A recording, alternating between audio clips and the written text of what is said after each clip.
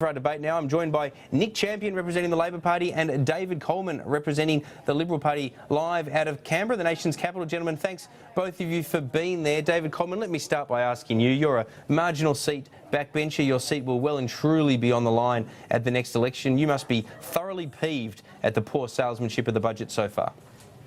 Oh, not at all, Peter. I mean, the budget is about addressing the big substantive issues that we face as a nation, and that's exactly what it does. I mean, $200 billion of debt, heading towards two-thirds of $1 trillion. And, you know, the two choices for governments are to take substantive action to address that problem, or to, you know, pretend it doesn't exist and make it worse. We've made some difficult decisions to address the very serious fiscal situation we face, and that's... Can I ask you a serious question, though, Mr Coleman? Let me ask you a serious question about those, as you put it, difficult decisions, because I've heard a real narrative developing by the government, including from the Prime Minister himself, that because they're difficult decisions, that's why the polling is so bad. Explain to me why the equally, if not more, tough budget that Peter Costello handed down in '96 resulted in a boost in the polls. There must be something different in the details between the two if it's not the salesmanship that's the problem. Oh, Peter, look, I'm not a political commentator or prognosticator. I think there are, you know, other people who are better placed to do that. But what I am is a very committed member of this government, and we are absolutely determined to get our house back in order. You cannot allow the country to get to two-thirds of $1 trillion of debt. Well, the fiscal situation is absolutely out of order, and we've certainly needed to address it. Let me ask you, Nick Champion, we've got a scenario where the budget numbers, or sorry, I should say the economic growth numbers are better than expected. Now, if it's a case, some of our viewers have tweeted this, if it's a case of the government being conservative in its growth forecasts and then overperforming rather than underperforming, your side of politics could be in trouble in the economic debate in 2.5 years from now, because it will at least have the strong appearance that the coalition are getting the books in order. Well, I don't think that's quite right. I mean, what it does is put a sword through the argument that there's some sort of budget emergency, that there's some sort of problem with the Australian economy. We've got a AAA rated economy. We've got an economy which is, in growth terms, in inflation terms, in interest rates terms, the envy of the world. And what we have is a government that has deliberately obscured their real policies while they're in opposition, lied to the Australian people, and then once they got into government, unleashed an ideological war, ripping into universal healthcare, ripping into Medicare, ripping into pensions. And we know what they'll go to on the next election. It won't be more growth and more jobs. It'll be industrial relations reforms, a tax on penalty rates, a tax on overtime, a tax on working conditions. So this is a government with an ideological agenda. I don't think they'll be... I think they'll probably be less popular as they run into the election than more popular.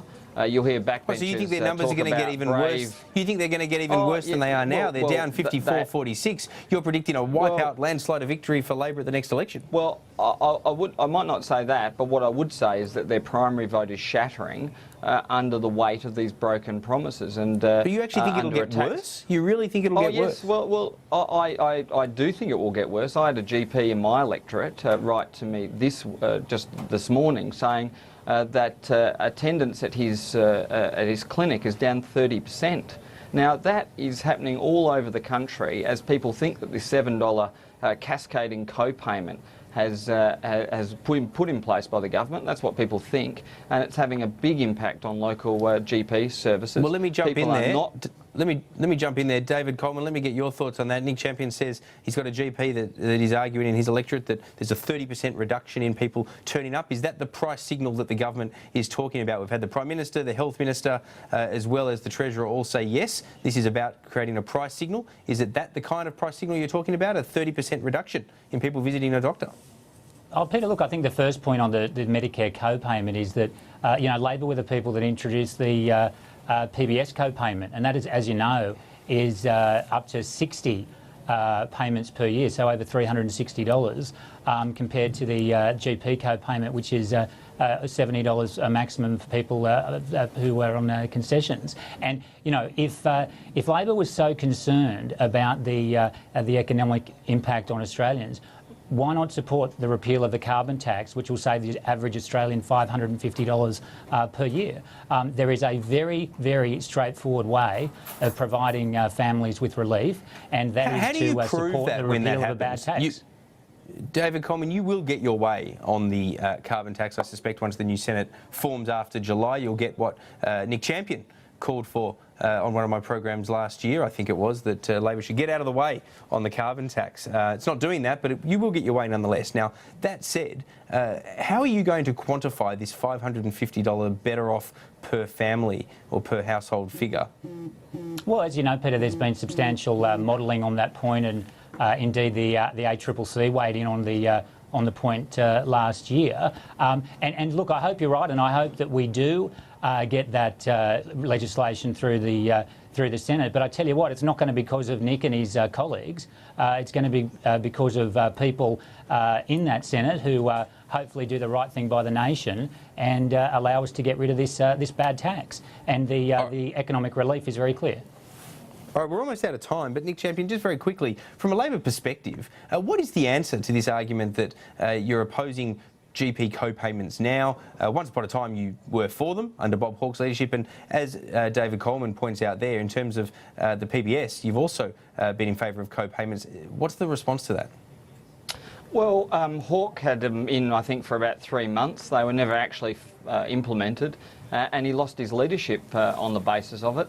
Such was the hostility within the caucus and within the party. It was a big issue at the time. Labor's never liked upfront payments to go see the doctor because they prevent people from accessing healthcare. Whatever you say about the PBS, that's somewhere down the track once people know what's wrong with them. The problem with this $7 cascading co-payment, which will not be just $7 but will continue on, is that it will prevent people from going to the doctors, and it's already doing that in one GP clinic in my area. I suspect there are many, many other clinics across the country which are experiencing the same sorts of impacts on healthcare, primary healthcare in their local area, and what it will lead to is some very tragic outcomes for people who can't afford to go to the doctor. All right, Nick Champion and David Coleman, we'll have to leave it there. Appreciate both your company on the program. Thanks very much. Thanks, Peter. Thanks.